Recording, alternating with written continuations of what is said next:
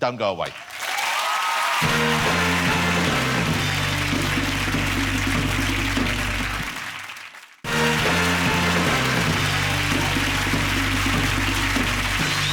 Welcome back, ladies and gentlemen. Let's get my next guests out from the incredible Game of Thrones. Will you please welcome Rose Leslie, Kit Harington and Mr. Charles Dance. Here they are. Come on out, guys. Hello, Kit. Looking buff, Kit. You got a seat. Hello, Rose. Sorry about the cheese. No, Charles, how are you, sir? How fabulous to have you here. Thank you so much for coming along. You know, I've been saying it tonight and I've been saying to the audience, I'm just a huge fan of Game of Thrones. But there are, of course, some people who are as yet uninitiated. Let me turn to the older statesman of the group here. How would you describe Game of Thrones to people who maybe haven't experienced it yet? It's set in a kind of fictional medieval land with a lot of violence and a lot of very raunchy sex. There's a lot of rumpy-pumpy. A lot of rumpy-pumpy. Back then.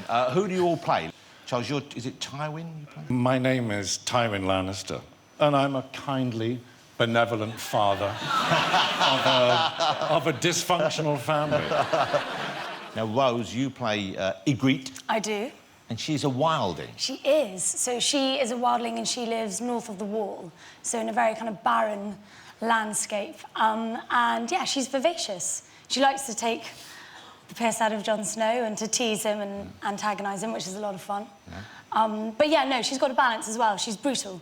She gets a bow and arrow this season. She's tough as well. And she's... but you play her sort of as... with a sort of a northern accent. I do. I do, yes. I put on a different dialect. And, yeah, and I didn't know, and I thought this was you, and now I meet you now, and you have... That is probably, and please don't take this wrong way, the single poshest voice I've ever heard in my life. Even that laugh is remarkable. Kit plays Jon Snow.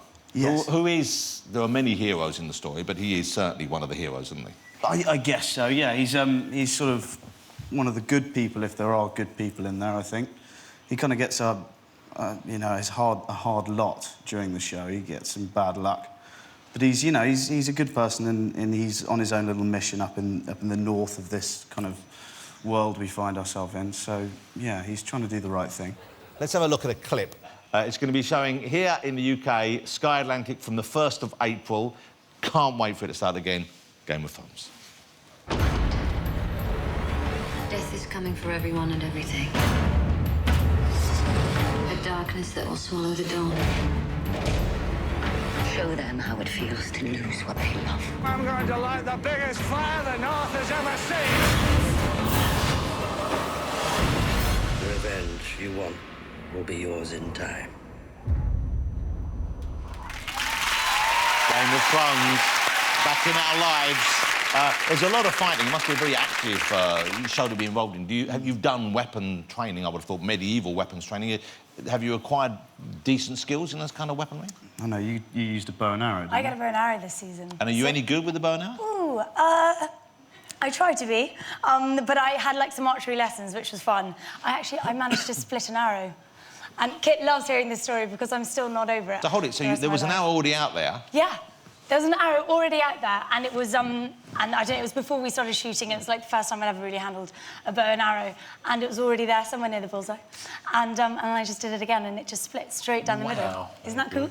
Yeah, wow. isn't that cool? Yeah. It will never happen to me again. It's such a rich cast, and you know what's interesting about it is, and I don't know whether you had any concern going in there, but, I mean, it's a very rich fantasy world as well. I mean, there are dragons in it, there are kind of undead characters appearing now as well. Yeah. And that's quite a departure for you. I mean, I think of you as being more kind of, in the real world, you're acting normally. Yes, I guess so, yeah. I mean, there was a screening of the first 2 episodes, which I wasn't involved in at the Soho Theatre. Did you go to that, the first season? And I went to see what the thing was, looking like, how it felt. And I was just astonished at the amount of rumpy-pumpy that is in it. There's nudity and sex every 5 minutes. It's great. But it was all doggy fashion. Hold on. Of all the people to say that to me tonight, I didn't think that would come from you, Charles. I thought Kit would start talking about positions. But no. But no foreplay at all. It was just kind of, you know, flip, wallop. Right. And Hang on. And I said... Flip wallop? Wallop. Sounds like you're playing pinball. I said to the producers at the end of the screening, I said, you know, obviously the missionary position didn't come into vogue for a few years yet. No. And, you know, they said, well, we wanted it to be animalistic, Charles. And I said, well, it's certainly that. Yeah. The writers, and it's an American production, it's over HBO in America. The writers, as I understand it, they kind of tease you as to what's coming up. They don't necessarily tell... Kit, they were kind of telling you things that are not even true. They keep telling people in the series that they'll write new scenes where new characters die just off the cuff, and then people are like, I die? And they're like, no, you don't worry about it. They get bored, they're not working hard enough. They sound like terrible, terrible human beings. Yeah. But you guys aren't working together because you don't have scenes... I mean, maybe you do in this new series, but you don't so far have scenes together, do you? No, we never meet, no. This is the first time I've met Charles. Huge cast. No storylines happening, and we just don't cross over at all. And then who's the actress who plays Khaleesi? I'm not sure what her name is. I'm just on... Emilia Clarke. So Emilia Clarke, who's beautiful in it, and she's off in the sunny part of the world. So you're filming in the frozen north. You're in kind of, it's like European climate. It's here. Yeah. And she's off, where is she? She's off somewhere sunny. Morocco. Wow, so she got the best deal. No, she did. Although she does do the most full frontal nudity.